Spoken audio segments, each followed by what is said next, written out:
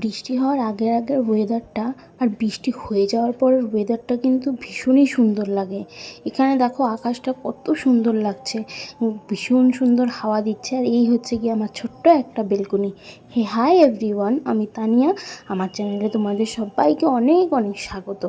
আর আজকে একটা নতুন দিন, পুরো দিনের ব্লগটা তোমাদের সাথে শেয়ার করব। তো সেখান থেকে আমি ব্লগটা স্টার্ট করছি। যদি তোমাদের ভিডিওটা ভালো লেগে থাকে অবশ্যই লাইক করবে।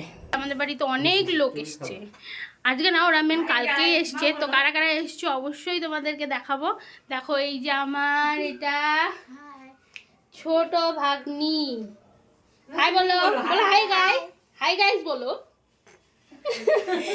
এই যে এইটা আমার বড় ভাগ্নি। এদিকে সবাই একটু কমেন্ট করে অবশ্যই জানাবে ও কি আমার মতন দেখতে। সবাই দেখে বলে আমার জেরক্স কপি। তোমরা অবশ্যই কমেন্ট করে জানাবে ওকে আমার মতন দেখতে কিনা। ঠিক আছে, আরও সবাই আছে, সবাইকে দেখাচ্ছি।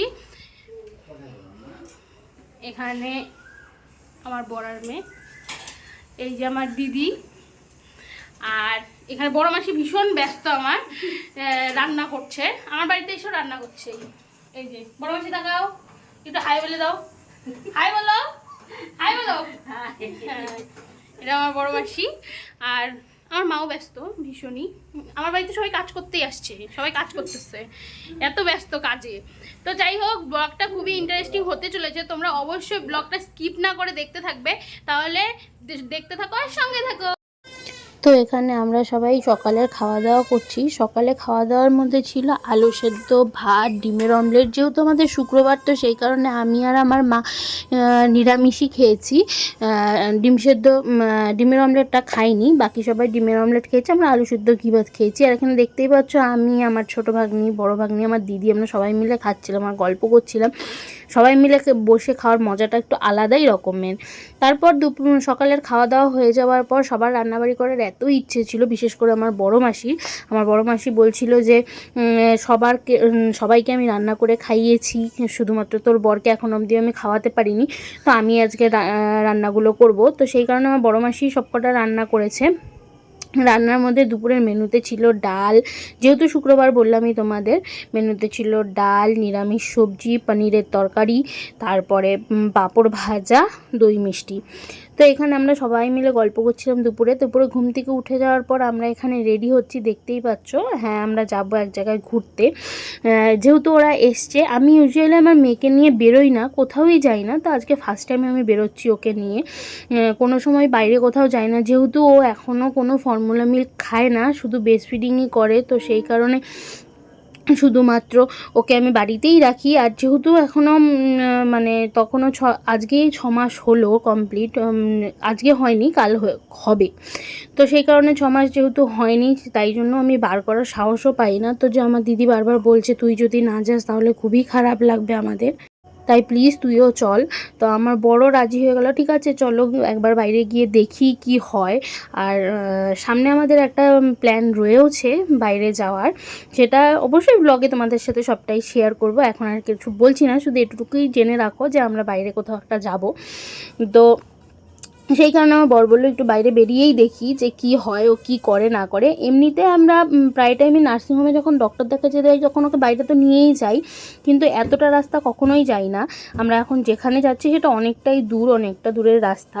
তো আমার বর বলল যে চলো নিয়ে দেখি কি হয়, ও কান্নাকাটি করে কি না। বাইরের জিনিসগুলোকেও তো ওকে আস্তে আস্তে সব কিছু অ্যাবজর্ব করতে হবে। তো সেই কারণে আমার দিদিরাও বললো যে চল। আর এখানে দেখতেই পাচ্ছ বৈশাখী মেলা চলছে। বৈশাখ মাস শেষ হয়ে গেছে, কিন্তু এখানে মেলা এখনও শেষ হয়নি, মেলা চলেই যাচ্ছে। জ্যৈষ্ঠ মাসও শেষের দিকে, তাও মেলা হচ্ছেই। আমরা মেলাতে ঢুকিনি, আমার ছোটো ভাগ্নি দেখেছিল, কিন্তু ওর ঢোকার ইচ্ছা ছিল, ওকে ভুলিয়ে ভালিয়ে আমরা রেখেছি। বিশেষ করে আমার বড় ভাগ্নি ওকে ভুলিয়ে ভালিয়ে রেখেছে। তো এখানে সবাই মিলে আমরা যাচ্ছি একটা জায়গার উদ্দেশ্যে। ওরা আসছে পর থেকে বলছিল যে ওরা এই জায়গাটাতে যাবে, নাহলে আমাদের অন্য জায়গায় যাওয়ার প্ল্যান করেছিলাম। তো ওরা বললো যে না, ওরা সিটি সেন্টারেই যাবে। তো সেই কারণে এখানে নিয়ে গেলাম। আর আমার ছোটো ভাগ্নি ভীষণ গেমস ফেমস এগুলো ভালোবাসে, তো ওখানে গিয়ে এগুলোতে খেলতে পারবে। যদিও ভেগা সার্কেলেও সবটাই আছে, শিলিগুড়ির সবকটা মলের মধ্যে এই সব জিনিসগুলো থাকে, তো তাও ওদের ইচ্ছে ছিল যে সিটি সেন্টারে যাবে, তাই জন্য সিটি সেন্টারে নিয়ে এলাম। তো তোমরা ব্লগটা দেখতে থাকো আর সঙ্গে থাকো।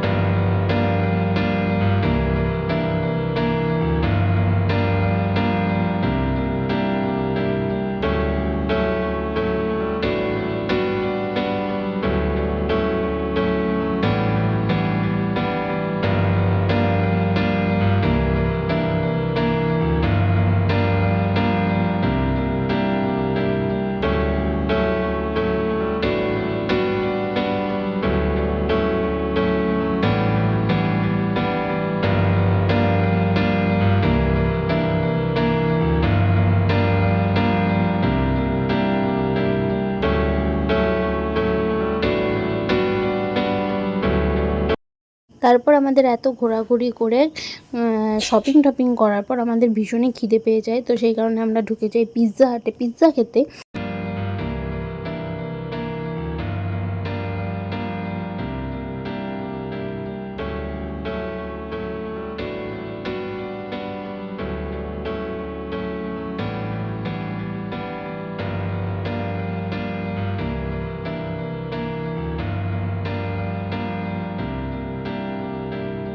তো এখানে আমাদের পিৎজা চলে এসছে, দেখতেই পাচ্ছ।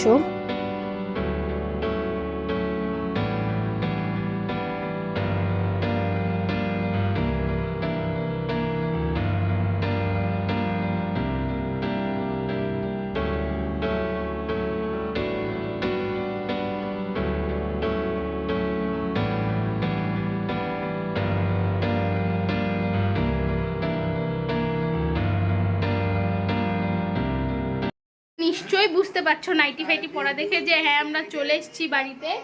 ওটা আমার বড় মাসি। যাই হোক, বাড়িতে চলে এসেছি, ভীষণই গরম।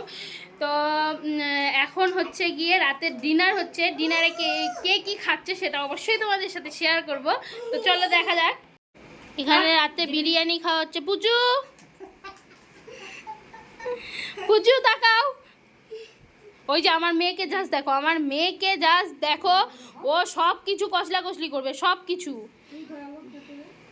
এখানে আমার সন্টু রানী খাচ্ছে, আমার দিদি এখানে ঠিকঠাক করে দিচ্ছে পুচুকে। পুচু বিরিয়ানি খেতে সত্যি ভালোবাসো? দেখবো তো। পুচু বিরিয়ানি ভীষণই ভালোবাসে। এই পুচকি চলে আসছে। কালকে আমি রাতে আর ব্লগটাকে কন্টিনিউ করতে পারিনি, তো আজকে আমি ব্লগটা শেষ করব। তার আগে দেখিয়ে দিই, আমার মেয়ের আজকে যেহেতু 6 মান্থ কমপ্লিট হলো, আজকে 1 তারিখ, আজকে ওর 6 মান্থ হলো। তো সেই কারণে আমার দিদি, মা, মাসিরা সবাই অনেক কিছু ওর জন্য গিফট নিয়ে এসছে, সেগুলো তোমাদের সাথে দেখাচ্ছি, তোমাদেরকে দেখাচ্ছি। ওর জন্য এনেছে আর এখানে অনেক খেলনা। আমার বড় মাসি এই ড্রেস এনেছে, এই খেলনা। না,